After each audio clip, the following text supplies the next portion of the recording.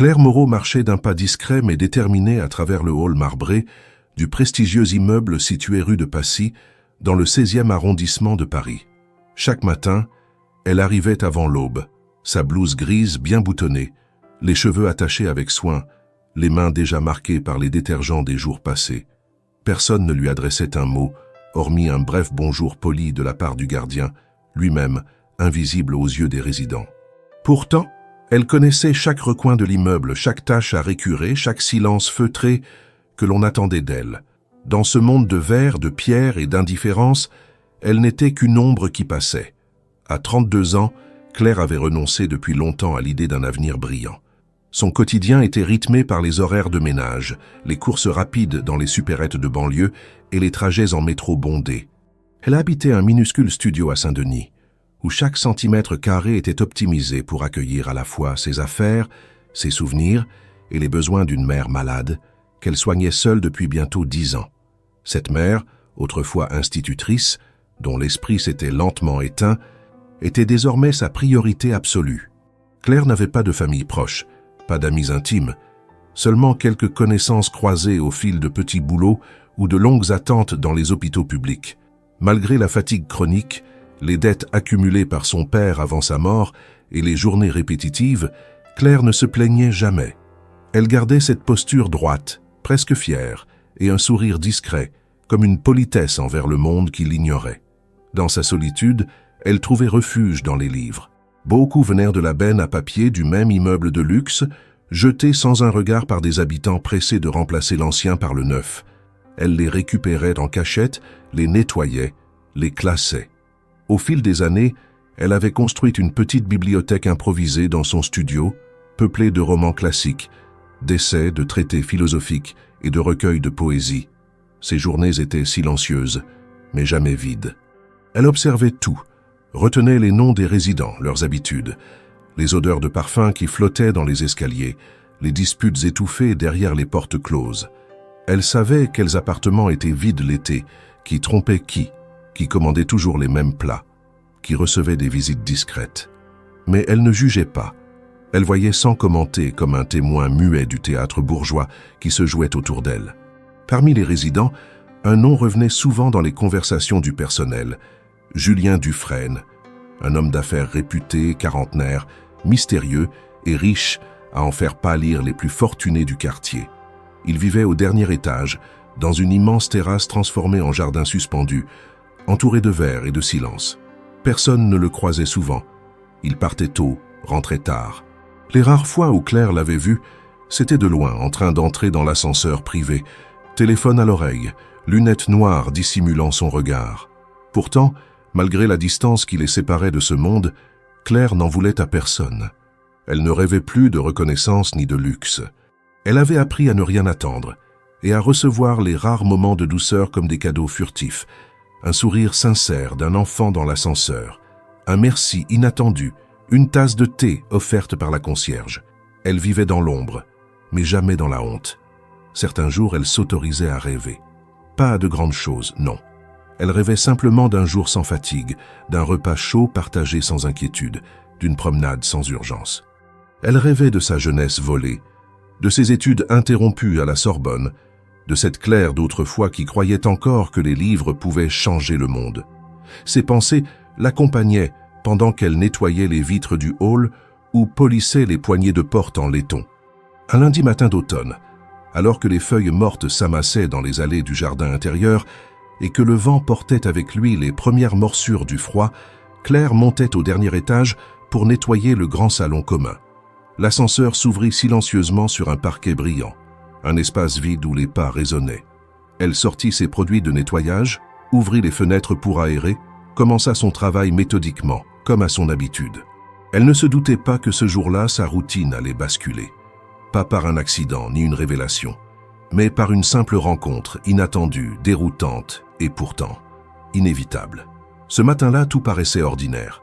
Pourtant, pour Claire Moreau, c'était le début d'un bouleversement silencieux, un moment suspendu entre l'ombre et la lumière, entre la vie qu'elle connaissait et celle qu'elle n'osait plus espérer. Alors qu'elle passait la serpillière en silence sur le parquet clair du salon commun, situé au dernier étage de l'immeuble, Claire ne s'attendait à croiser qui que ce soit. L'endroit était habituellement désert à cette heure. Le matin encore frais de Paris s'étendait au-delà des grandes baies vitrées, et la lumière douce filtrait à travers les rideaux tirés à moitié. L'air avait cette odeur discrète de cire et de bois ancien que Claire connaissait par cœur. Elle nettoyait méthodiquement, concentrée, quand un bruit de pas feutrés interrompit le rythme de son travail. Elle se retourna doucement, le regard levé, sans précipitation. Julien Dufresne se tenait à quelques mètres d'elle. Il n'y avait ni annonce ni effusion, juste sa silhouette imposante, son costume impeccablement taillé et ce regard qu'il posait sur elle comme s'il la voyait pour la première fois. Claire sentit une tension immédiate, mais elle ne bougea pas. Elle reposa calmement le balai contre le mur, s'essuya les mains sur un chiffon propre qu'elle gardait toujours dans sa poche et attendit. Julien ne disait rien dans un premier temps. Il observa autour de lui, ses yeux glissant sur les détails que Claire venait de nettoyer avec soin, puis revint à elle. Son visage n'exprimait ni condescendance ni intérêt particulier. Il semblait simplement curieux. Il s'approcha de quelques pas, puis d'un ton calme, presque détaché, il prononça ces mots. « Mademoiselle Moreau, n'est-ce pas ?» Elle hocha doucement la tête, surprise qu'il connaisse son nom. « J'organise une fête d'anniversaire ici, dans 3 jours. J'aimerais que vous y assistiez, personnellement, en tant qu'invité. » Le silence qui suivit était presque irréel. Claire ne répondit pas tout de suite, son esprit cherchant un sens à cette phrase. Elle pensa d'abord à une erreur, puis à une mauvaise blague, mais il la regardait avec sérieux et ce qu'il disait ne semblait contenir ni ironie ni moquerie visible. Elle chercha ses mots, mais n'en trouva pas. Alors il reprit « Ce sera très informel, une soirée privée ici même, dans ce salon. Rien d'extravagant. Je pense que cela vous ferait du bien de voir l'endroit dans un autre contexte, non ?» Il la remercia ensuite, comme s'il venait de conclure une affaire banale, et sortit de la pièce sans ajouter un mot de plus, la laissant seule, figée, incapable de savoir si ce qu'elle venait d'entendre était réel. Claire resta immobile plusieurs minutes, son chiffon toujours à la main, le cœur battant sans raison claire. Le reste de sa journée se déroula comme dans un brouillard. Elle continua son travail, passa d'un étage à l'autre, vida les poubelles, nettoya les ascenseurs, sans réussir à chasser de son esprit cette scène absurde. L'homme le plus distant et inaccessible de l'immeuble, celui dont on parlait à voix basse dans les couloirs, venait de l'inviter à une fête privée dans sa propre résidence. Elle n'avait jamais échangé plus de 2 mots avec lui auparavant. Pourquoi maintenant? Pourquoi elle? Était-ce un geste de pitié, une provocation, un pari? Elle n'avait aucune réponse. Ce soir-là, de retour dans son petit studio, elle prit soin de ne rien dire à sa mère. Celle-ci, affaiblie par la maladie, dormait déjà profondément. Claire s'installa près de la fenêtre, ouvrit un de ses livres, mais n'arriva pas à lire. Les mots dansaient sur la page sans forme et de sens. Elle repassait encore et encore la scène dans sa tête, tentant de comprendre l'intention de cet homme. Ce n'était pas un homme ordinaire. Julien Dufresne était riche, beau, influent, entouré de femmes élégantes et de partenaires d'affaires arrogants. Il n'avait aucune raison de lui adresser la parole, encore moins de l'inviter à sa fête. Et pourtant, quelque chose dans son ton n'était pas moqueur. Il n'avait pas souri avec suffisance. Il n'avait pas regardé autour de lui pour voir si quelqu'un l'écoutait. Cela ne ressemblait pas à une mise en scène. Mais alors quoi? Un caprice de riche? Un geste aléatoire, une curiosité passagère? Claire n'aimait pas l'incertitude. Elle vivait dans le concret, dans les horaires fixes, les tâches définies, les responsabilités claires. Cette invitation la plaçait dans un monde qu'elle ne comprenait pas. Un monde où rien n'avait de sens logique. Les jours suivants, elle travailla comme d'habitude, mais son esprit restait ailleurs. Elle croisait Julien une fois, dans le hall, alors qu'il discutait avec 2 hommes en costume. Il ne lui adressa pas un regard, pas un mot. Elle se sentit soudain stupide d'avoir cru à la sincérité de son invitation. Peut-être l'avait-il oublié. Peut-être que cela n'avait été qu'une distraction pour lui. Elle décida de ne pas y penser davantage. Mais le matin même du 3e jour, alors qu'elle nettoyait les marches en marbre menant à la terrasse, elle trouva une enveloppe posée sur la rambarde. À l'intérieur, une invitation imprimée au nom de Julien Dufresne, adressée à Mademoiselle Claire Moreau, avec tous les détails de l'événement. Date, heure, tenue suggérée. Aucun mot personnel, aucune signature. Simple, froid, précis.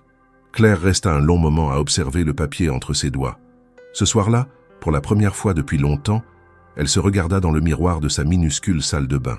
Son visage était marqué par les années de fatigue, mais ses yeux gardaient cette étincelle calme et vivante qu'aucune douleur n'avait éteinte. Elle savait qu'elle n'avait rien apporté pour une fête de ce genre.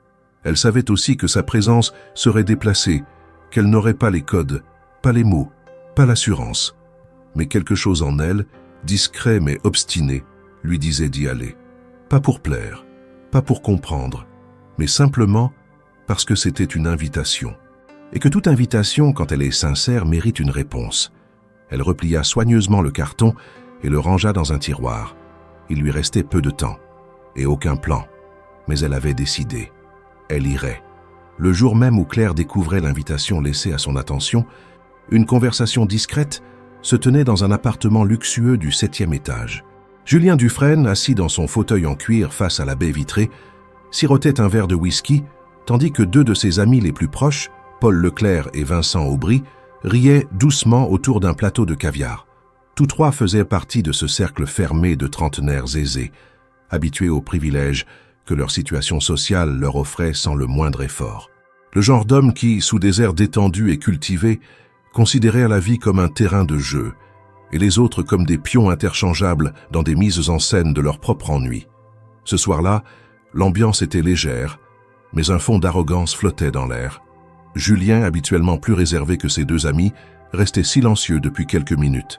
Vincent, allongé nonchalamment sur le canapé, finit par le fixer avec un sourire ironique. « Alors tu as vraiment osé? Tu l'as invitée? La petite femme de ménage ?» Julien hocha la tête sans émotion particulière. « Oui, je lui ai parlé directement. Elle viendra. » Paul éclata de rire, surpris autant par la réponse que par le ton détaché de son ami. « Mon vieux, je ne sais même pas comment le qualifier, du génie ou de la folie pure. Elle a accepté? Elle n'a pas répondu sur le moment, mais je lui ai laissé une invitation. Je pense qu'elle sera là. » Vincent secoua la tête, amusé, tout en se servant une autre coupe de champagne. « Tu te rends compte de la scène? Une soirée avec les plus grands noms de la tech parisienne, des mannequins, des diplomates, et au milieu, cette femme qui récurne au sol? On dirait un mauvais film d'auteur. Tu sais que tout le monde va la remarquer. » « C'est justement le but, non ?» lança Paul. C'était la règle du jeu. Inviter la personne la plus improbable à une soirée de l'élite et voir ce qui se passe. Je dois dire que tu as mis la barre très haut. Je m'attendais à ce que tu choisisses une influenceuse ringarde ou une ex-star déchue. Pas elle. Julien resta silencieux quelques secondes, le regard perdu sur les toits de Paris qui s'étendaient à perte de vue. Elle m'a intrigué, voilà tout. Les deux autres échangèrent un regard complice, amusés par l'attitude énigmatique de leur ami. Julien n'était pas du genre à expliquer ses choix. Il agissait, point. Mais cette fois, quelque chose dans sa voix, dans son regard fixe, trahissait un léger trouble, comme s'il n'était pas tout à fait sûr de ses propres intentions. « C'est peut-être elle qui va t'intriguer jusqu'à l'humiliation », lança Vincent, moqueur. « Imagine si elle arrive dans une tenue lamentable, sans comprendre où elle met les pieds. Ce sera gênant pour elle, et pour toi aussi. Tu crois qu'elle saura même utiliser les bons couverts, ou dire bonsoir correctement ?» Julien ne répondit pas. Il reposa son verre avec lenteur, se leva et fit quelques pas vers la fenêtre entr'ouverte. Le vent d'automne soufflait doucement, emportant avec lui les échos d'une ville en mouvement. Derrière son silence apparent, une tension s'installait en lui. L'idée de ce pari, lancé à l'origine pour rompre l'ennui d'un dîner entre amis, avait pris une tournure étrange. Il n'arrivait plus à savoir si c'était encore un jeu. Depuis qu'il avait vu Claire dans le salon, les mains dans l'eau, concentré sur une tâche que personne ne remarquait jamais, quelque chose s'était figé en lui. Ce n'était pas de la pitié. Ce n'était pas de l'attirance non plus. C'était autre chose, une forme de présence qui le dérangeait. Mais il n'osa pas le dire. Il laissa ses amis rire, plaisanter, planifier déjà les réactions possibles des invités. Certains parleraient d'un élan philanthropique, d'autres se contenteraient de l'ignorer. Un petit cercle de femmes cyniques glousserait dans un coin moquant sa robe, ses manières, ses chaussures. Et peut-être que Claire, elle, resterait plantée là, droite, digne, mais terriblement seule. Julien se demandait si elle comprendrait qu'elle n'avait jamais été invitée pour elle-même, mais pour ce qu'elle représentait aux yeux des autres. Un décalage, une étrangeté, un divertissement. Le lendemain, Julien descendit dans le hall plus tôt que d'habitude. Il croisa Claire brièvement qui nettoyait les vitres du couloir. Il voulut lui parler, dire quelque chose, mais il resta figé. Elle leva les yeux, le salua d'un geste poli, puis retourna à sa tâche. Il observa ses gestes précis, la façon dont elle maniait le chiffon avec soin, comme si chaque vitre était une œuvre fragile à préserver. Et lui, qu'était-il en train de faire? L'exposer pour mieux la voir se briser? De retour chez lui, il regarda la liste des invités. Des noms prestigieux habituels, sans surprise. Il pensa un instant à annuler la fête, prétextant une urgence. Mais il n'en fit rien. L'événement était lancé, les préparatifs déjà en cours, les chefs engagés, les décorateurs mobilisés. Il était trop tard pour reculer. Ou peut-être ne voulait-il pas vraiment reculer. Le soir venu, Vincent lui envoya un message court. « Elle viendra. Prépare le champagne. » Julien ne répondit pas. Il resta longtemps allongé dans l'obscurité, les yeux ouverts, écoutant le silence de son appartement immense, les bruits lointains de la ville et le battement léger de son propre cœur. Il pensait à Claire, à cette femme invisible que personne ne voyait, à cet inconnu qui allait bientôt franchir la porte d'un monde qui ne l'attendait pas. Ce n'était plus un pari, c'était un point de rupture. Et il le savait. Claire passa la nuit suivante sans parvenir à fermer l'œil. L'invitation posée sur la petite table en formica de sa cuisine semblait irradier dans la pénombre, comme un rappel constant de l'absurdité de la situation. Elle s'était retournée dans son lit des dizaines de fois, écoutant les bruits lointains de la ville, le grincement du radiateur, la respiration saccadée de sa mère qui dormait dans la pièce voisine. Dans son esprit, les images se bousculaient, la salle lumineuse du dernier étage, les regards moqueurs, l'élégance artificielle, les conversations codées dont elle ne saisirait sans doute pas les nuances. Et elle, au milieu de tout cela, sans défense, exposée. Elle avait accepté l'invitation sans réellement comprendre pourquoi. Peut-être par orgueil, peut-être pour se prouver qu'elle n'avait pas peur. Ou simplement parce que cela faisait trop longtemps qu'elle n'avait pas existé autrement qu'en creux, dans le reflet sale d'une vitre ou dans l'oubli poli des gens pressés. Le lendemain matin, dès que sa tournée de ménage fut terminée, elle prit le métro jusqu'à une brocante du 14e arrondissement. Elle y vendit une montre ancienne, dernier objet de valeur appartenant à son père. Elle la gardait depuis des années, enfermée dans un coffret en bois, sans jamais oser la toucher. Ce jour-là, elle décida qu'il était temps de s'en détacher. L'argent qu'elle en tira n'était pas immense, mais suffisant pour commencer ce qu'elle savait devoir être une transformation minutieuse. Elle contacta discrètement une ancienne cliente, une vieille dame qu'elle avait aidée pendant quelques mois, avant que celle-ci ne déménage dans une maison de retraite. Cette femme, autrefois modiste, avait conservé dans une malle des robes de soirée des décennies passées, soigneusement protégées de la poussière. Claire lui expliqua qu'elle devait assister à une réception importante et demanda sans détour si elle pouvait lui emprunter une tenue. La vieille dame la reçut avec chaleur et sans poser de questions inutiles, l'invita à essayer plusieurs modèles. Ensemble, elles choisirent une robe bleu nuit, simple, fluide, sans excès. La matière était douce, légèrement satinée, et tombait parfaitement sur la silhouette fine de Claire. Lorsqu'elle se vit dans le miroir, elle fut elle-même surprise, pas par sa beauté, mais par la manière dont ses traits semblaient soudain affirmés, comme si un autre visage avait émergé du sien. Ensuite, elle se rendit chez une coiffeuse de quartier, une petite enseigne sans prétention, où elle avait nettoyé les vitrines pendant un temps. Elle demanda une coupe discrète, un chignon simple, rien de tape à l'œil. La coiffeuse, en silence, s'exécuta avec soin, respectant la demande sans commentaire. Enfin, Claire entra dans une parfumerie, hésita longuement devant les flacons alignés, puis acheta un petit vaporisateur d'un parfum discret presque imperceptible, à peine une touche florale qui lui rappelait le jardin de son enfance. De retour chez elle, elle cacha soigneusement la robe dans un sac en tissu et rangea ses modestes achats. Elle ne dit rien à sa mère, se contentant d'un sourire tendre et d'un repas chaud. Elle voulait garder ce moment pour elle seule, sans devoir l'expliquer, sans le justifier. C'était une décision intime, un acte de volonté. Non pas pour impressionner ou séduire, mais pour se tenir debout face à ce monde qui, depuis toujours, lui tournait le dos.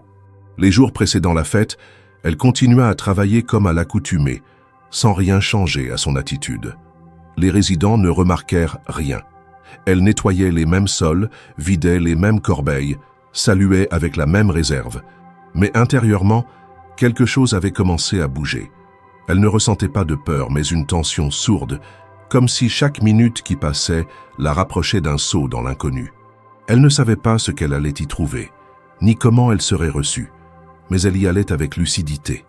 La veille du jour annoncé, elle fit un dernier tour dans son studio, rangea ses livres, nettoya chaque surface, changea les draps de sa mère, prépara un dîner à l'avance et vérifia qu'elle aurait tout ce qu'il fallait en son absence. Elle nota aussi sur un petit carnet l'adresse et les consignes d'urgence au cas où elle rentrerait tard.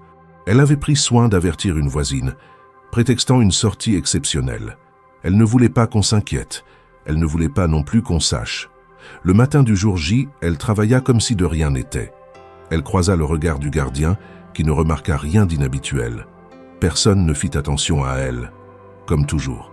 Elle termina sa journée en silence, monta dans le métro avec son sac à la main et retourna chez elle. Là, elle se prépara lentement, méthodiquement, comme si elle s'habillait pour un rite invisible. Elle enfila la robe avec soin, s'attacha les cheveux comme la coiffeuse l'avait montré, se regarda longuement dans le miroir. Elle ne se reconnaissait pas totalement, mais cela ne la gênait pas. Ce n'était pas un déguisement, c'était une possibilité. Une version d'elle-même qu'elle avait gardée sous clé trop longtemps. Le trajet jusqu'à l'immeuble fut étrange. Les gens dans le métro la regardèrent différemment. Elle n'était plus la femme invisible en blouse grise. Elle était quelqu'un d'autre, ou plutôt, elle apparaissait enfin. Devant l'entrée principale, elle hésita une seconde. Mais elle ne recula pas. Elle poussa la porte, salua le gardien avec un calme parfait, puis monta jusqu'au dernier étage. Son cœur battait, mais ses gestes restaient assurés. Elle arriva devant la porte du salon commun, là où tout avait commencé quelques jours plus tôt. Elle inspira profondément, redressa les épaules et frappa doucement. Derrière la porte, les voix, les rires, la musique légère, puis le silence. Elle entra.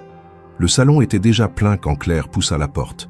La lumière des lustres, réfléchie sur les surfaces dorées et les verrières impeccables, baignait la pièce d'une clarté presque irréelle.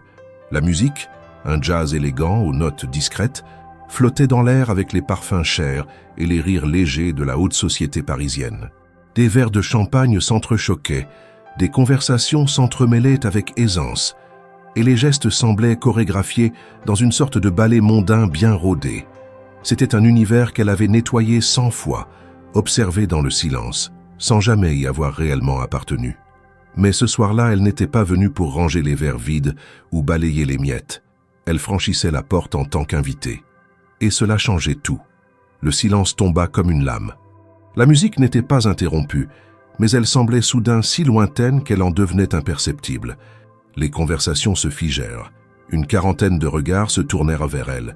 Certains, surpris, d'autres immédiatement méprisants, quelques-uns simplement curieux. Elle sentit ce poids familier sur ses épaules, celui d'être vue sans être reconnue, jugée avant même d'avoir parlé. Mais cette fois, elle ne portait pas sa blouse grise.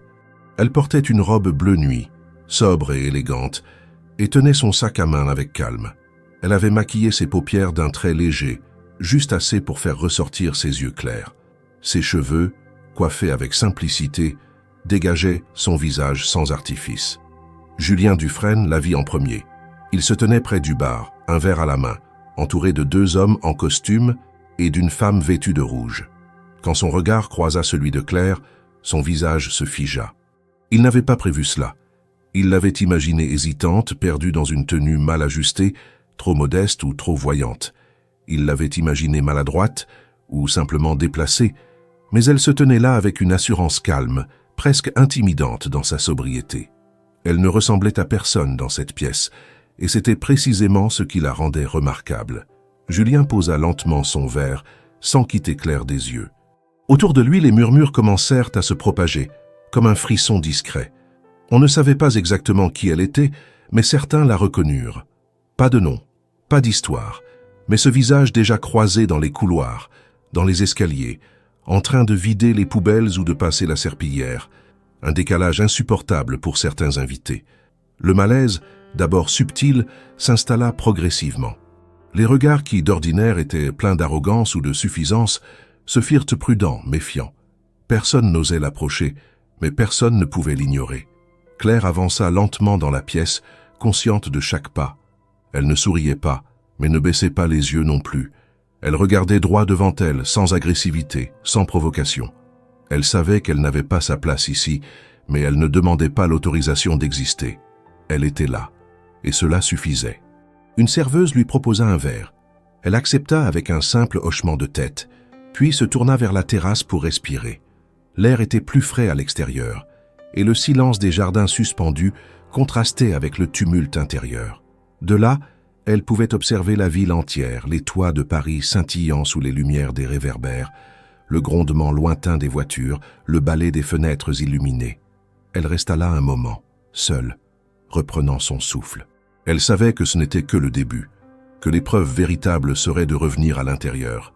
Elle le fit pourtant, lentement, dignement. À l'intérieur, Julien s'était approché de quelques invités qui tentaient d'ignorer l'événement qu'ils venaient de vivre. Mais il ne participait plus vraiment à la conversation. Son esprit était ailleurs, troublé par cette impression étrange d'avoir déclenché quelque chose qu'il ne contrôlait plus. Quand il vit Claire revenir, il s'avança légèrement vers elle, mais un homme plus âgé le devança. Il aborda Claire avec politesse, lui demanda si elle était nouvelle dans le cercle. Elle répondit simplement qu'elle était venue sur invitation. L'homme, déstabilisé, ne sut quoi dire de plus et s'éloigna en s'excusant. Julien sourit intérieurement, puis se rapprocha enfin. « Vous êtes venu. Vous m'aviez invité, » répondit-elle. Il nota l'intonation neutre, ni reconnaissante, ni ironique. Elle ne cherchait pas à le mettre mal à l'aise. Elle constatait simplement un fait. « Vous êtes différente de ce que j'imaginais, » avoua-t-il. « Vous ne m'aviez jamais regardé, alors comment auriez-vous pu m'imaginer ?» Il resta silencieux. Cette phrase, dite sans agressivité, le frappa par sa justesse. Elle ne le provoquait pas. Elle exposait simplement une réalité qu'il préférait ignorer. Autour d'eux, les regards continuaient de peser. Les conversations reprenaient, mais un peu plus artificielles, un peu plus tendues. L'apparition de Claire avait fissuré quelque chose dans la façade bien lisse de cette assemblée. Julien, malgré lui, sentait qu'un équilibre avait été rompu. Et ce n'était pas seulement à cause de Claire. C'était lui aussi qui ne parvenait plus à jouer son rôle habituel. Un groupe de jeunes femmes les observait depuis un coin du salon, échangeant des commentaires à voix basse. L'une d'elles, manifestement agacée, murmura quelque chose de blessant. Claire l'entendit mais ne réagit pas.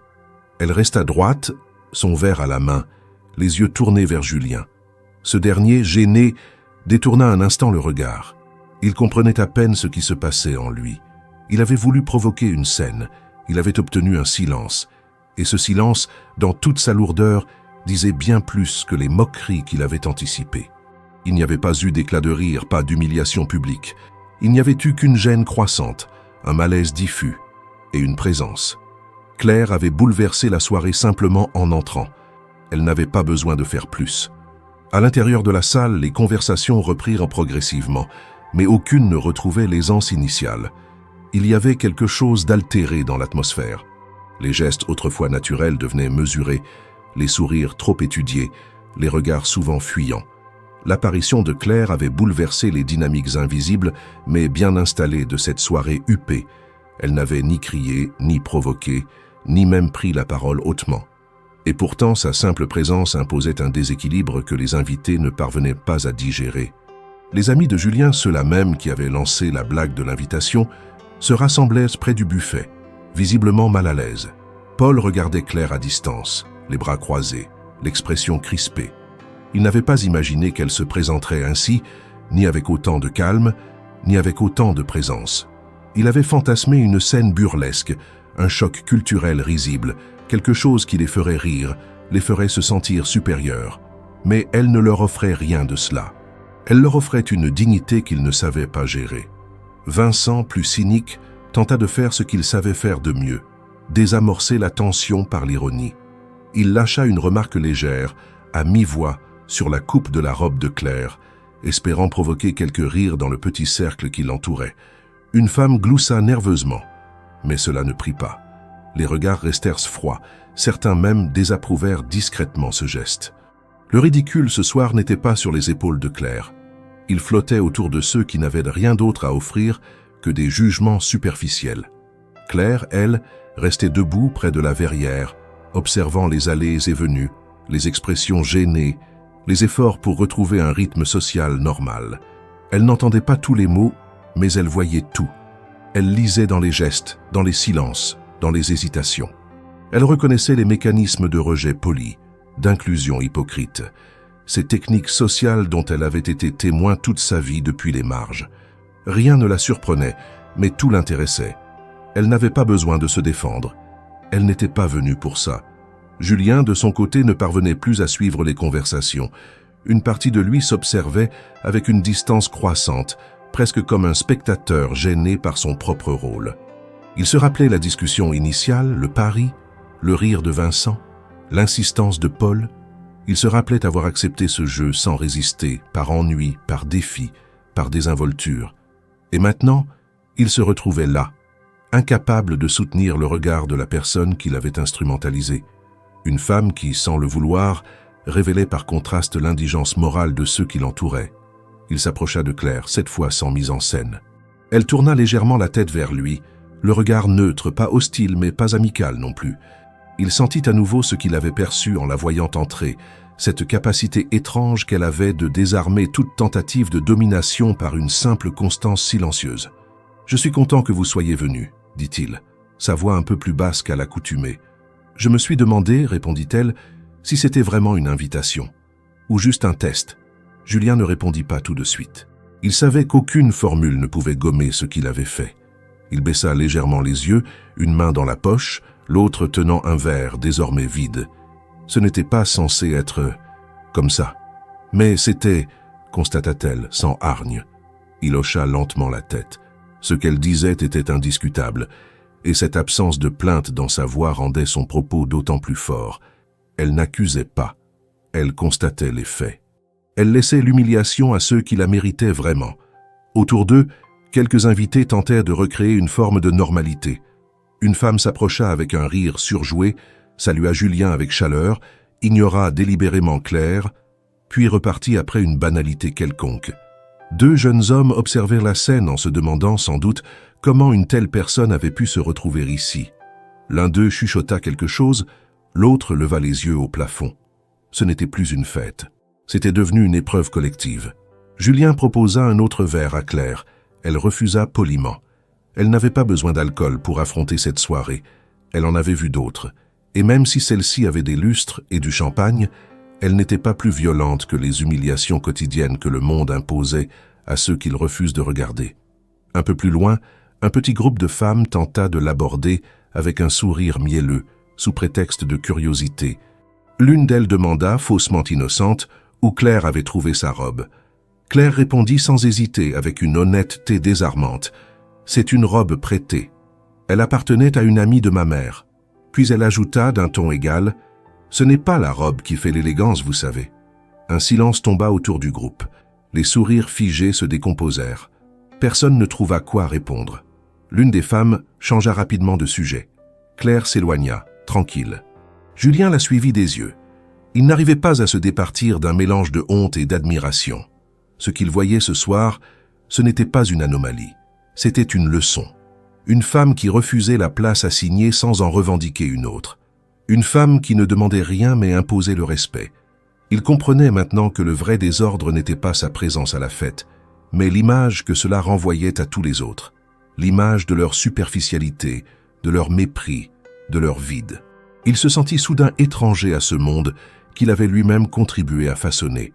Claire, sans le vouloir, avait fissuré la façade, et à travers cette fissure, Julien voyait tout ce qu'il n'avait jamais osé regarder. Un peu à l'écart des groupes figés dans leur hypocrisie mondaine, Claire se tenait debout près d'un meuble ancien, un verre d'eau pétillante à la main. Elle observait les œuvres accrochées au mur avec une attention tranquille, comme si elle visitait un musée discret, plutôt qu'assistait à une soirée mondaine. À quelques pas, deux femmes la regardèrent de biais, échangeant des propos inaudibles ponctués de sourires forcés. Elles s'approchèrent lentement, portées par une curiosité mal dissimulée. La première, grande, très mince, visiblement habituée à occuper les centres d'attention, prit la parole avec un ton doucereux. « Je dois dire que vous avez un certain style, très particulier. C'est rafraîchissant. » Claire tourna la tête avec lenteur, scruta le visage lisse de la femme, puis répondit d'un ton égal. « Il paraît qu'un compliment vraiment sincère ne commence jamais par une surprise. La seconde femme, prise au dépourvu, étouffa un rire, incertaine de quel camp elle venait de rejoindre. La première resta figée une seconde, ne s'attendant visiblement pas à cette réponse calme mais acérée. Claire ne bougea pas. Elle soutenait le regard sans animosité, simplement avec une assurance tranquille. Elle n'avait pas besoin de hausser le ton. Sa présence seule suffisait à désarçonner. Peu après, un homme d'un certain âge s'approcha, apparemment plus sincère dans sa démarche. Il se présenta comme historien de l'art et après quelques échanges polis, mentionna un tableau exposé dans le salon, représentant une scène de marché parisien du XIXe siècle. Claire écouta, hocha la tête, puis entama une discussion sur la symbolique des classes sociales dans la peinture française du réalisme. L'homme fut surpris. Claire cita Courbet, Millet, puis évoqua Zola et les écrits sociaux de l'époque. Le ton de la conversation changea. D'autres invités s'approchèrent, poussés par la surprise de voir cette femme à l'apparence modeste parler avec une telle clarté et une telle aisance d'un sujet que beaucoup dans la pièce prétendaient maîtriser sans en avoir jamais creusé les fondements. Julien, resté à distance, observait la scène avec une concentration nouvelle. Ce n'était plus seulement la femme discrète qu'il avait croisée dans les couloirs. C'était une voix, une pensée, une présence. Chaque phrase de Claire faisait reculer un peu plus le mur invisible que les autres avaient tenté d'ériger autour d'elle. Elle ne cherchait pas à prouver quoi que ce soit. Elle parlait simplement avec la profondeur de celle qui avait longtemps appris, sans reconnaissance, lu sans diplôme, réfléchi sans public. Et cela se ressentait dans chaque mot. Un jeune homme, manifestement mal à l'aise face à cette intelligence inattendue, tenta de la piéger sur une citation. Il mentionna un passage de Nietzsche, mal interprété, espérant sans doute l'humilier subtilement. Claire répondit en replaçant la citation dans son contexte original, expliquant les limites de l'interprétation habituelle. Le silence se fit autour d'eux. L'homme recula, un sourire crispé sur les lèvres, et s'éloigna. À mesure que la soirée avançait, les groupes changèrent de composition. Ceux qui restèrent près de Claire n'étaient plus là pour observer une étrangeté, mais pour l'écouter. Une femme plus jeune lui posa des questions sur ses lectures.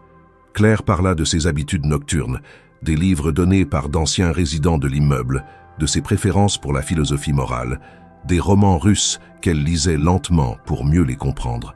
Il n'y avait rien de prétentieux dans son discours. Elle racontait son parcours comme on raconte une marche lente dans un paysage inconnu, pleine de pauses et de surprises. Julien, n'y tenant plus, s'approcha à son tour. Il s'intercala discrètement dans le cercle et observa les visages autour de lui. Ce qu'il voyait ne ressemblait plus à sa fête. C'était devenu autre chose. Une sorte d'espace suspendu, où une femme autrefois invisible était devenue le centre d'une écoute rare, non pas à cause de son apparence, mais à cause de ce qu'elle transmettait. Claire tourna légèrement la tête vers lui, le regard calme. Il ne sut quoi dire immédiatement. « Je crois que vous venez de bouleverser l'ordre établi », dit-il enfin, mi-sérieux, mi-amusé. « L'ordre établi ne tient pas à grand-chose, répondit-elle. Une invitation mal intentionnée peut parfois créer un désordre salutaire. » Julien acquiesça en silence. Il sentait qu'elle avait compris bien plus de choses qu'elle ne disait. Elle n'était pas dupe. Elle savait parfaitement pourquoi elle avait été conviée. Mais elle avait refusé le rôle qu'on avait écrit pour elle. Elle avait réécrit la scène en marchant dans la pièce, sans fracas, sans colère, simplement avec la force tranquille de celle qui n'a plus rien à perdre, mais tout à offrir. Vers la fin de la soirée, alors que l'ambiance semblait s'être recentrée autour d'un calme inattendu, plusieurs invités quittèrent la fête plus tôt que prévu. Certains ne savaient comment gérer ce qu'ils avaient vu. D'autres, plus lucides, se sentaient simplement déplacés. Julien resta un moment près de la verrière, seul. Claire, elle, s'était retirée dans un coin plus calme, reprenant ses distances. Elle ne cherchait pas la lumière. Elle avait dit ce qu'elle avait à dire, avec sa voix, avec sa manière d'être, avec cette simplicité tranchante qui ne laissait place ni à la pitié, ni à la condescendance. Quand elle se leva pour partir, personne ne tenta de la retenir, mais plusieurs regards se tournèrent envers elle, cette fois sans jugement, sans ironie. Il y avait là une reconnaissance silencieuse, presque timide. Julien s'approcha une dernière fois. Il voulut lui dire quelque chose d'important, mais elle le devança. « Merci pour l'invitation. Elle m'a permis de comprendre bien des choses. J'aimerais m'excuser. » murmura-t-il. Ce n'est pas nécessaire. Ce n'est pas moi que vous devez convaincre. Elle le laissa là sans colère, sans rancune. Elle repartit, la tête haute, comme elle était venue. Pas en héroïne, en femme, simplement. Lorsque Claire quitta la fête ce soir-là, elle ne rentra pas directement chez elle. Elle marcha d'un pas régulier à travers les rues calmes de Paris, les talons résonnant sur les pavés humides. L'air était frais, mais elle ne frissonnait pas. Elle avançait avec cette clarté intérieure que seuls ceux qui ont traversé le mépris sans s'y perdre peuvent connaître. Dans sa tête, les visages de la soirée défilaient un à un. Les sourires forcés, les regards fuyants, les flatteries déguisées en curiosité, les silences bavards. Elle savait maintenant ce qu'elle avait toujours pressenti. Le mépris de classe, même enveloppé dans la soie des bonnes manières, restait une humiliation lente, presque invisible, mais constante. Et ce soir-là, elle l'avait senti sous chaque parole mal formulée, chaque question apparemment anodine, chaque regard qui cherchait à l'évaluer, à la situer, à la replacer. Elle arriva chez elle tard, retira ses chaussures lentement et resta un long moment assise sur le bord de son lit, silencieuse. Sa mère dormait, paisible, insensible à tout ce qui venait de se produire. Claire l'observa quelques instants, puis se leva pour remettre la robe dans son sac, la plier soigneusement et la ranger à l'écart. Ce n'était pas une pièce de triomphe, c'était un vêtement de passage, un témoin discret d'un moment de bascule. Elle ne ressentait ni fierté ni amertume, seulement une étrange forme de soulagement. Elle avait vu, elle avait entendu, elle avait compris. Le lendemain, alors qu'elle reprenait son service, les choses semblaient avoir retrouvé leur cours habituel. Les couloirs sentaient le même produit nettoyant, les ascenseurs faisaient le même bruit mécanique, les portes se fermaient avec la même indifférence. Mais dans l'air flottait quelque chose de légèrement différent. Quelques résidents la saluèrent plus longuement que d'habitude. Un jeune homme qu'elle avait déjà vu sans jamais qu'il ne lui adresse un mot, la remercia en sortant de l'ascenseur. Un autre évita soigneusement son regard. Ce n'était pas un changement radical, mais les signes étaient là. Ils savaient, ou du moins, certains savaient désormais qui elle était, ou ce qu'elle représentait. Et cela dérangeait. En milieu de matinée, alors qu'elle nettoyait les vitres du hall d'entrée, elle entendit deux voix provenant du petit salon attenant. La porte était entr'ouverte. Elle reconnut immédiatement celle de Julien. Il parlait bas avec Paul, son ton plus grave qu'à l'accoutumée. « Tu vas me dire que ce n'était rien ? Sérieusement, Julien, tu l'as laissée entrer dans notre soirée comme si elle avait toujours été des nôtres. Parce qu'elle en valait largement la peine, répondit Julien. Ce n'est pas la question. Tu sais très bien pourquoi on a lancé ce pari. C'était pour rire. Pour provoquer un peu, pas pour que ça devienne politique. » Un silence tendu suivit. Claire, dissimulée par la cloison, ne bougeait pas. Elle écoutait non par curiosité malveillante, mais parce que chaque mot confirmait une vérité qu'elle soupçonnait. « Je ne joue plus à ces jeux-là, Paul. Cette histoire m'a ouvert les yeux. C'est toi qui as insisté sur cette expérience sociale, pas moi. Tu as accepté, tu l'as invité, et je l'ai vu. » Un autre silence. Puis Paul reprit, cette fois avec un ton plus agressif. « Tu te rends compte de ce que tu es en train de dire. Tu défends une femme de ménage, Julien. Elle ne fait pas partie de notre monde. Elle ne peut pas comprendre nos codes, nos enjeux. C'était juste une distraction. » Julien répondit plus bas, mais avec une netteté tranchante. « Elle les comprend mieux que toi. » Claire sentit une légère tension dans sa poitrine. Elle se redressa, reprit son chiffon et reprit son travail comme si de rien n'était. Elle n'avait pas besoin d'entendre davantage. Ce qu'elle venait d'apprendre confirmait tout. L'invitation, le silence à son arrivée, les regards. Ce n'avait jamais été un geste sincère. C'était un pari, une farce sociale, un exercice d'arrogance maquillé en générosité. Mais étrangement, elle ne ressentit ni colère ni humiliation. Ce qu'elle éprouvait, c'était une forme de lucidité froide, une distance qui, loin de la diminuer, la renforçait. Ils avaient cru se divertir à ses dépens. Ils avaient simplement révélé leur propre petitesse. Et Julien, malgré son implication, avait au moins eu l'honnêteté de reconnaître ce qu'il avait vu. Cela ne l'excusait pas, mais cela le distinguait des autres.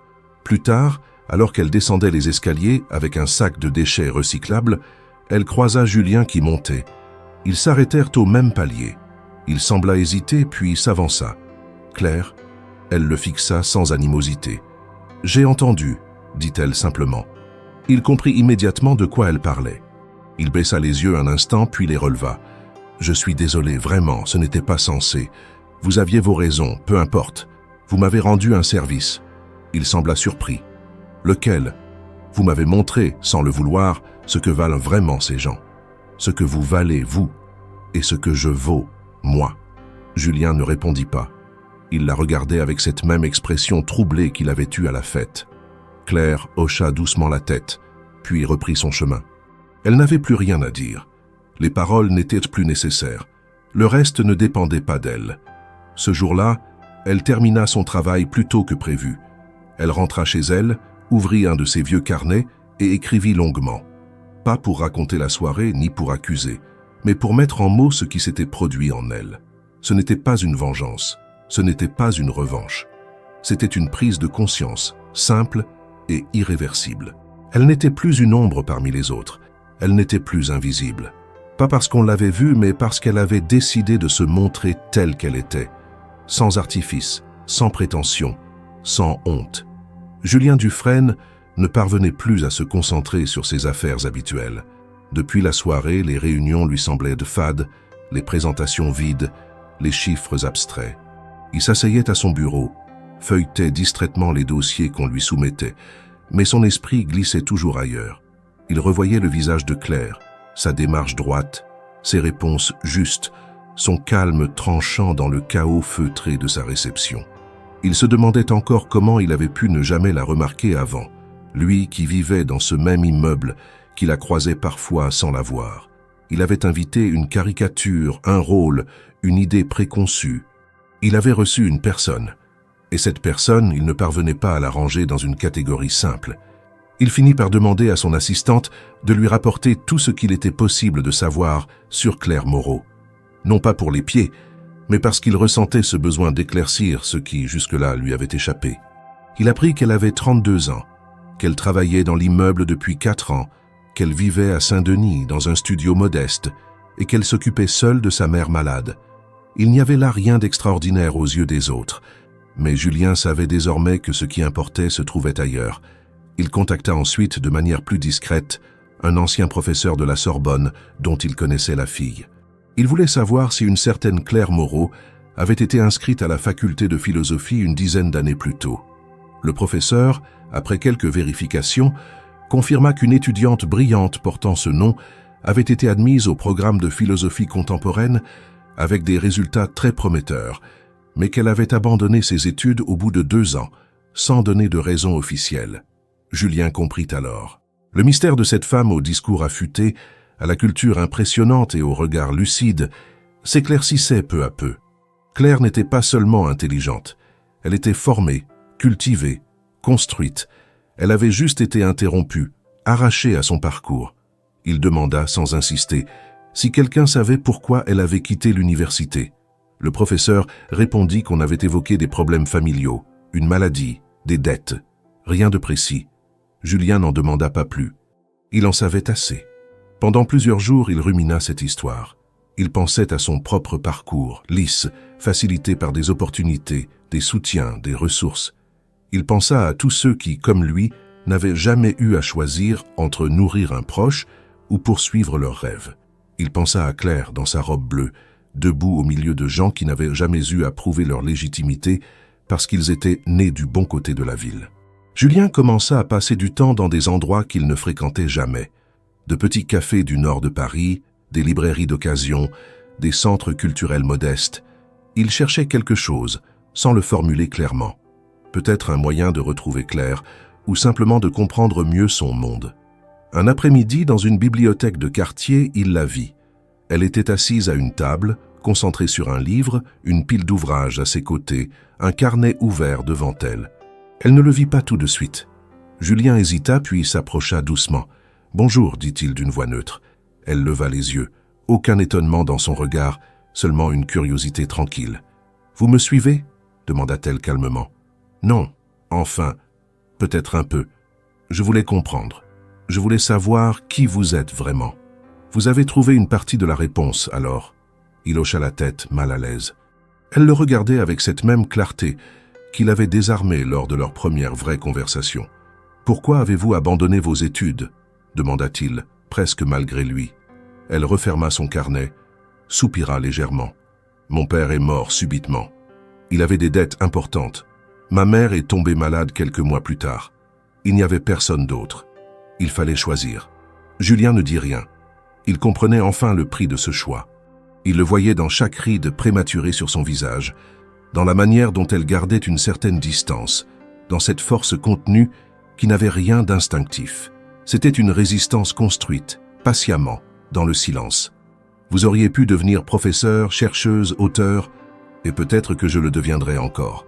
Ce n'est pas fini. Elle dit cela sans orgueil, mais avec une certitude paisible.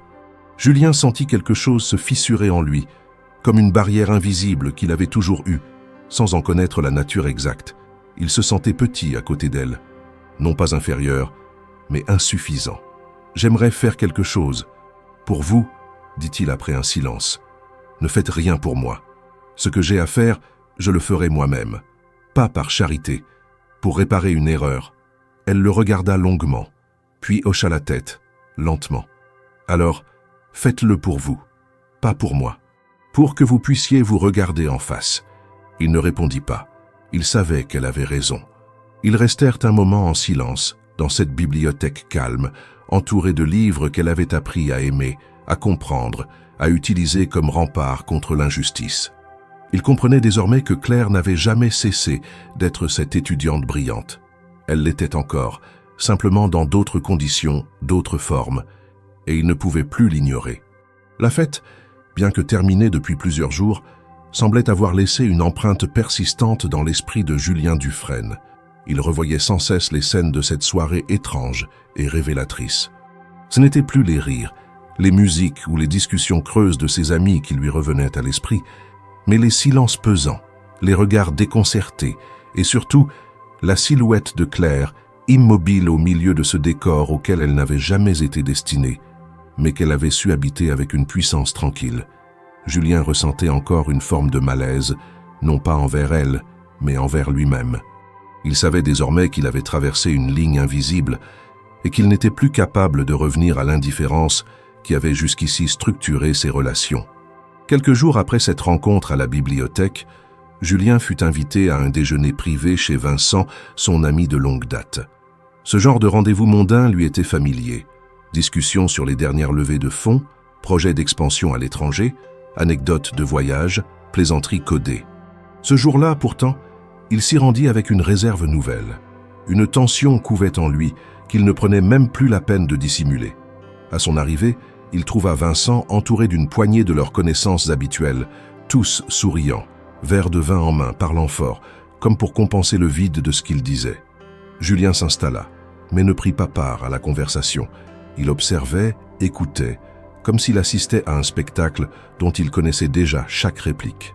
Ce n'est qu'au moment où l'un des invités évoqua la fameuse soirée que Julien sentit son corps se tendre. « Alors, Julien, lança Vincent en ricanant, est-ce qu'on peut dire que ton expérience sociale a été un succès? Cette Claire, ou peu importe son nom, tu nous as vraiment surpris.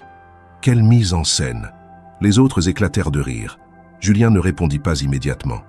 Il fixait son verre, puis releva la tête, les yeux brillants d'une colère contenue. « Ce n'était pas une mise en scène, » dit-il calmement. Vincent haussa un sourcil intrigué par le ton. « Allez, ne me dis pas que tu prends ça au sérieux maintenant. Tu sais très bien pourquoi tu l'as invité. C'était pour secouer un peu les choses, pas pour qu'on l'adopte dans notre cercle. » Julien le regarda longuement puis se leva sans un mot. Il traversa la pièce lentement et s'arrêta près de la baie vitrée. Le silence était tombé dans le salon, comme à la fête. Ce même silence dense qui précède les vérités qu'on évite depuis trop longtemps. Vous ne vous êtes pas demandé un seul instant ce qu'elle avait ressenti en entrant dans cette pièce ? Lança-t-il soudain.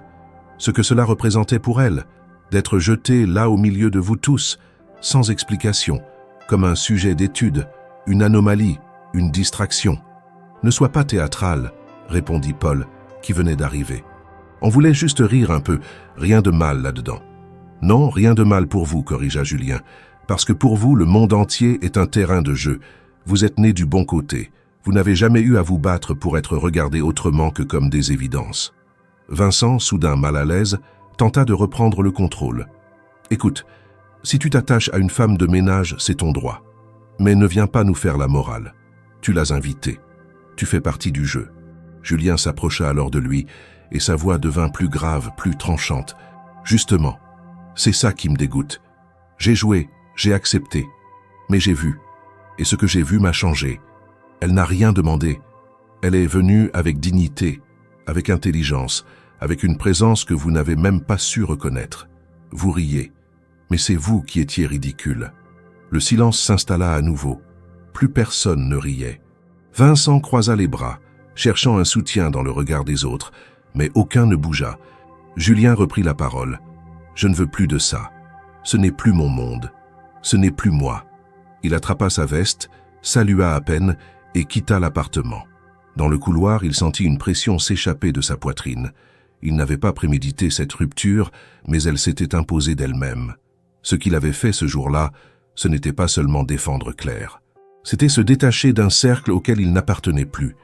Il avait choisi un autre camp, peut-être plus incertain, plus exigeant, mais infiniment plus humain. Le soir même, il passa devant l'immeuble où travaillait encore Claire. Il n'entra pas. Il resta de l'autre côté de la rue, regardant les fenêtres éclairées. Il se demanda si elle savait ce qu'il venait de faire. Probablement pas. Et cela n'avait pas d'importance. Il ne le faisait pas pour être vu. Il le faisait parce qu'il ne pouvait plus faire autrement. Le lendemain matin, Claire reprit son travail comme d'habitude. Mais lorsqu'elle passa dans le hall principal, elle remarqua quelque chose de différent. Un vase avait été déplacé, une décoration de mauvais goût retirée, un espace dégagé comme si quelqu'un avait voulu aérer les lieux. Elle n'y prêta pas attention tout de suite, mais au fond d'elle, elle sentait que quelque chose était en train de bouger, pas autour d'elle, en elle, et peut-être aussi chez ceux qu'elle avait contraints malgré eux à se regarder autrement. Les jours suivants, Claire retourna à sa routine avec une régularité presque automatique.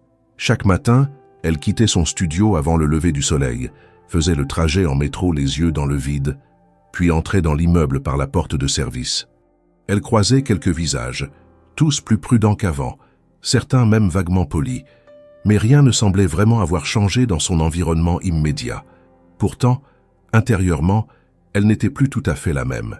L'épreuve silencieuse de la fête, la lucidité qui avait suivi, la confrontation voilée avec Julien, tout cela avait réordonné ses pensées.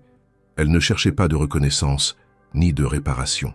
Elle voulait avancer, tracer son chemin, retrouver quelque chose qu'on lui avait arraché sans bruit, la possibilité d'un avenir. Julien, de son côté, vivait une agitation nouvelle. Après sa rupture avec ses anciens amis, il passait de longues heures seul à revoir ses priorités, ses décisions, ses engagements. Une chose revenait sans cesse à son esprit, cette idée de ne pas réparer pour les autres, mais pour lui-même. Il savait que ce qu'il avait fait à Claire ne pourrait jamais être effacé, mais il pouvait créer une passerelle vers autre chose. Il se rappela alors un projet qu'il avait financé des années plus tôt, presque par automatisme philanthropique, une fondation éducative qu'il avait créée pour soutenir des adultes dont les parcours avaient été interrompus par la vie. À l'époque, il n'y avait vu qu'une ligne dans son portefeuille d'investissements sociaux. Il n'avait jamais pris le temps de s'y impliquer réellement.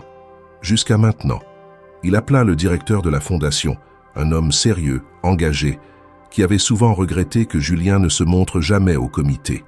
Il demanda des précisions sur les critères d'admission, les programmes, les aides disponibles, les accompagnements individuels.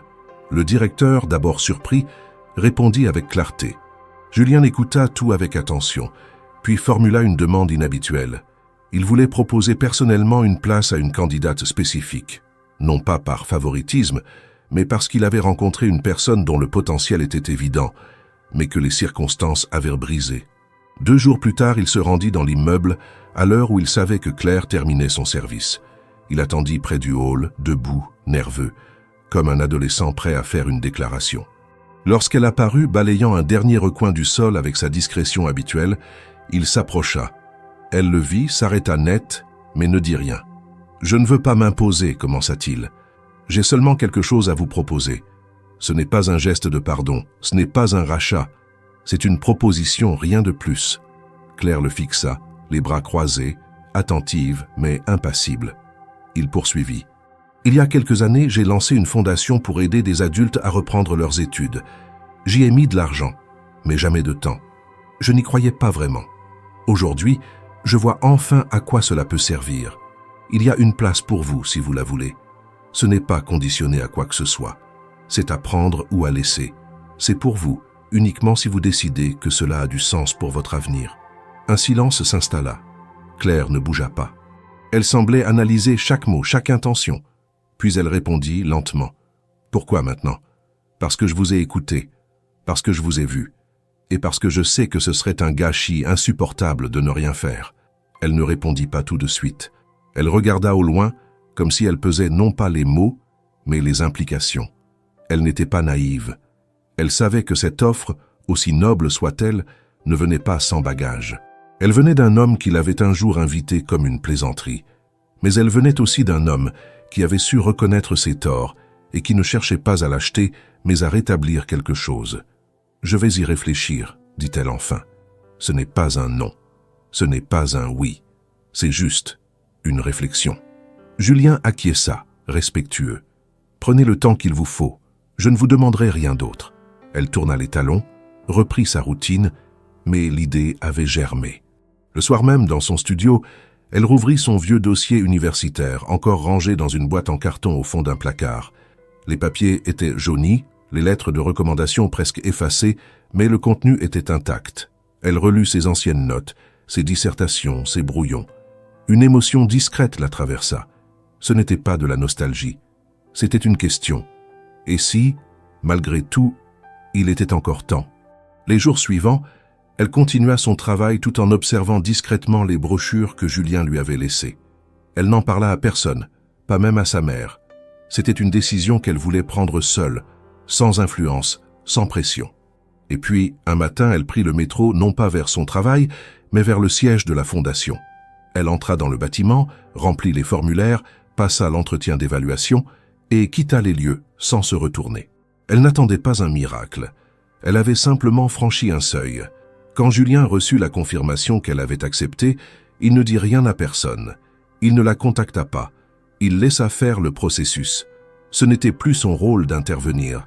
Elle avait repris les rênes, et cela pour lui valait toutes les justifications. Claire commença sa formation dans une petite salle de classe située au 3e étage d'un bâtiment discret du 11e arrondissement. Le lieu n'avait rien de luxueux. Les murs étaient blancs, les tables usées par le temps, les chaises grinçaient légèrement à chaque mouvement. Mais pour elle, chaque détail avait le goût du renouveau. Elle n'avait pas franchi ses portes comme une élève docile, ni comme une femme en quête de rattrapage. Elle y était entrée avec la certitude que c'était son choix, son chemin, et que personne ne pouvait en revendiquer la paternité. Personne ne lui avait offert cette opportunité comme on tend une aumône. Elle l'avait saisie, et cette nuance faisait toute la différence. Elle reprit des cours de philosophie, d'histoire, de littérature. Elle étudiait la nuit, après son travail, pendant que sa mère dormait. Le rythme était éprouvant. Les trajets en métro se faisaient plus longs, les heures de sommeil plus rares, mais elle n'était pas dans l'attente d'une récompense.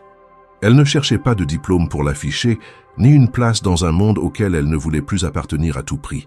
Elle cherchait à retrouver une cohérence intérieure, à renouer avec cette partie d'elle-même qui avait été mise en veille pendant des années.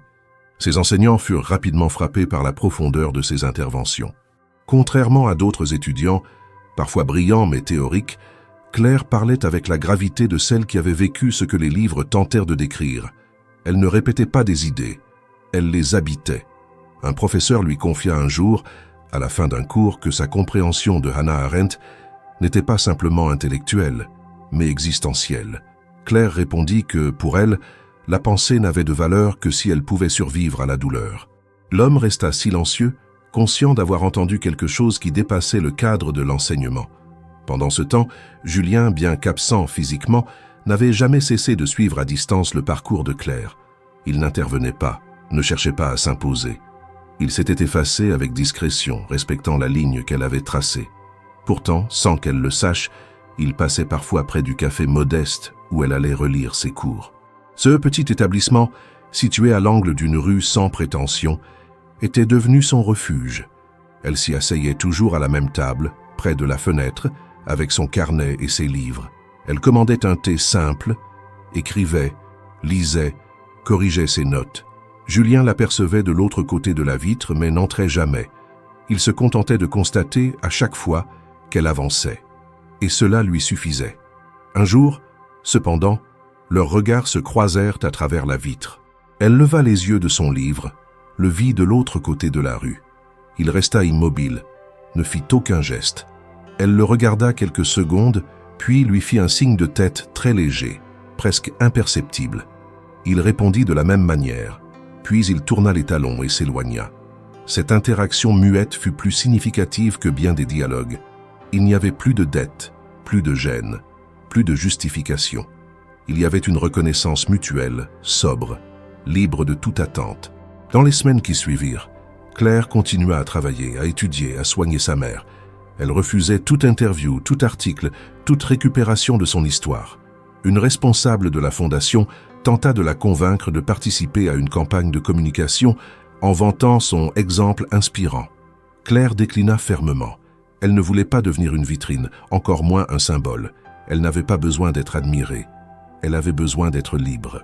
Peu à peu, sa présence dans l'immeuble où elle travaillait encore devint plus marquée, non pas par ses fonctions, mais par le changement d'attitude des autres. Certains résidents, autrefois distants, lui parlèrent désormais avec un respect qu'elle savait fragile, mais réel. D'autres continuaient à l'ignorer, mais cela ne l'affectait plus. Elle ne cherchait pas à s'intégrer. Elle agissait comme une observatrice attentive, sachant que ce monde-là, bien qu'encore présent, ne définissait plus les limites de son horizon. Julien, de son côté, s'impliqua plus activement dans la fondation. Il participa à des réunions, visita les centres, échangea avec les équipes. Il ne parlait jamais de Claire, il ne se mettait pas en avant. Il avait appris à écouter, à comprendre ce que signifiait agir sans attendre de reconnaissance. Il rencontra d'autres adultes comme elle, brisés par la vie mais pas détruits. Des parcours interrompus, des vocations étouffées, des intelligences invisibles. Chaque histoire faisait écho à ce qu'il avait manqué de voir pendant toutes ces années où il avait cru que le monde tournait autour de ceux qui parlaient le plus fort. Un soir, dans ce même café modeste, Julien entra enfin. Claire était là, seule comme à son habitude. Elle leva les yeux, ne fut pas surprise. Il s'approcha, demanda s'il pouvait s'asseoir. Elle acquiesça. Ils ne parlèrent pas tout de suite. Le silence n'était plus un obstacle entre eux, mais une forme de respect. Puis, doucement, ils échangèrent quelques mots. Rien de spectaculaire, pas de grande révélation. Juste deux êtres humains qui avaient traversé une frontière, chacun à sa manière, et qui se retrouvaient de l'autre côté, transformés. Il lui parla de la fondation, elle lui parla d'un texte qu'elle relisait pour la 3e fois, de cette manière dont certaines phrases prennent un autre sens lorsqu'on les lit après avoir vécu. Ils ne se promirent rien, ils ne firent pas de projet. Mais dans ce dialogue calme sans enjeu, il y avait une promesse tacite, celle de continuer à marcher, chacun sur son propre chemin, mais avec cette conscience partagée que l'essentiel ne se voit pas toujours. Il se vit parfois dans la dignité d'un silence, dans la fermeté d'un refus, dans la simplicité d'un geste. Et Claire, sans l'avoir cherché, était devenue cela, une présence discrète mais indiscutable, qui rappelait à tous ceux qui la croisaient que la vraie force ne fait jamais de bruit. Le jour de la conférence approcha sans grand éclat.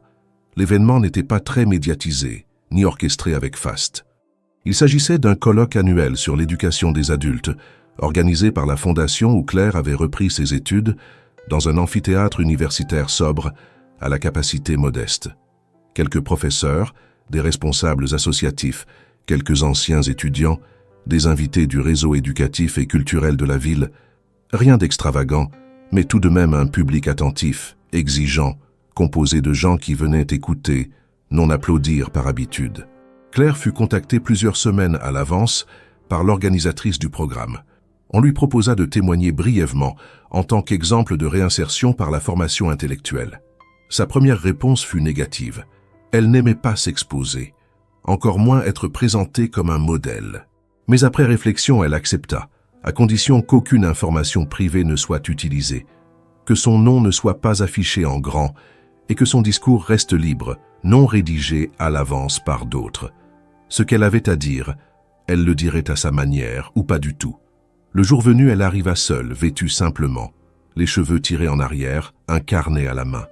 Elle ne connaissait presque personne et ce détail la soulageait.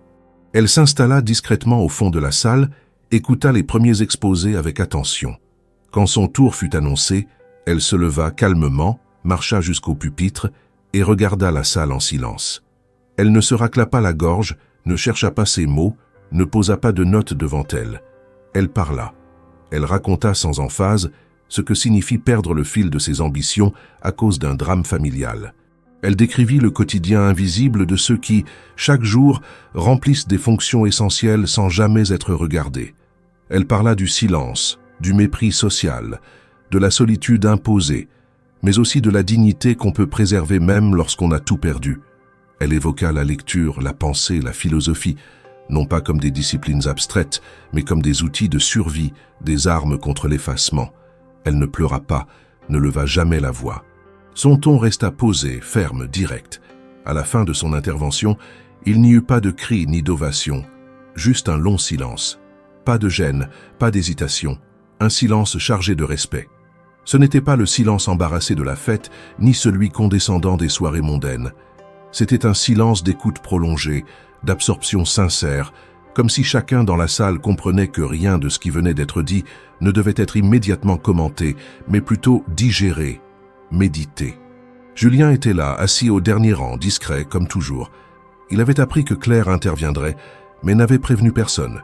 Il n'était pas venu par obligation, ni par attachement romantique. Il était venu parce qu'il considérait que ce moment marquait quelque chose. Non pour elle. Elle n'avait pas besoin de ce moment pour exister, mais pour les autres, pour lui, pour ceux qui, comme lui autrefois, avaient besoin d'une secousse pour sortir de l'arrogance ordinaire. Lorsque la conférence se termina, Claire quitta la salle sans passer par les coulisses. Elle ne cherchait ni félicitations, ni étreinte. Elle marcha dans les couloirs de l'université avec le même calme que lorsqu'elle descendait les escaliers de l'immeuble qu'elle nettoyait autrefois. Elle était différente mais inchangée. Sa posture droite, son pas mesuré, son regard clair, tout en elle transmettait la même idée, simple et inébranlable. Elle était là, entière, et elle ne demandait rien. Julien la vit s'éloigner dans les couloirs. Il ne l'appela pas, il ne chercha pas à la rattraper. Il la regarda partir, et dans ce geste, il y avait une forme de respect qu'aucune parole n'aurait pu mieux exprimer. Il se rappelait ce premier moment, dans le salon lumineux de sa fête, quand elle avait franchi la porte et que tous s'étaient tus. Ce silence-là avait été chargé d'arrogance, de mépris, de surprise feinte. Le silence d'aujourd'hui n'était pas le même. Il était né d'une compréhension lente, d'une vérité imposée sans violence, d'une autorité qui ne crie pas. Quelques jours plus tard, une vidéo de son intervention circula discrètement parmi les cercles éducatifs. Elle ne devint pas virale, ne fut pas reprise dans les médias de masse. Mais ceux qui la virent en parlèrent. Des enseignants, des étudiants, des directeurs d'établissements, des travailleurs sociaux. Des personnes qui comprenaient ce que signifiait parler avec le poids du réel, sans chercher à séduire, seulement à transmettre. Claire, quant à elle, continua sa vie. Elle poursuivit ses études, s'impliqua dans quelques projets d'écriture, participa à des groupes de lecture, mais toujours à sa façon, loin du bruit. Elle n'avait pas besoin d'être vue en permanence pour exister. Elle n'avait plus peur d'être oubliée, parce qu'elle avait compris qu'elle ne dépendait plus du regard des autres. Elle avait retrouvé son propre regard, et cela suffisait. Ceux qui la croisèrent par la suite ne l'appelèrent jamais la femme de la fête, ni celle du discours. Ils ne lui donnèrent pas de titre. Ils l'écoutaient, ils la respectaient, ils apprenaient d'elle sans même toujours le dire.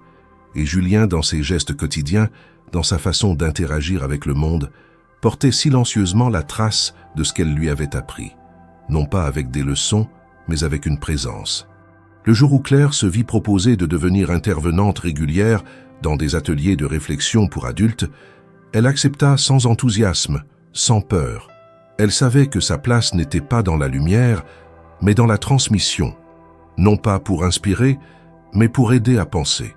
Elle n'était pas un symbole, elle était une voix, et cette voix, désormais, ne pouvait plus être ignorée.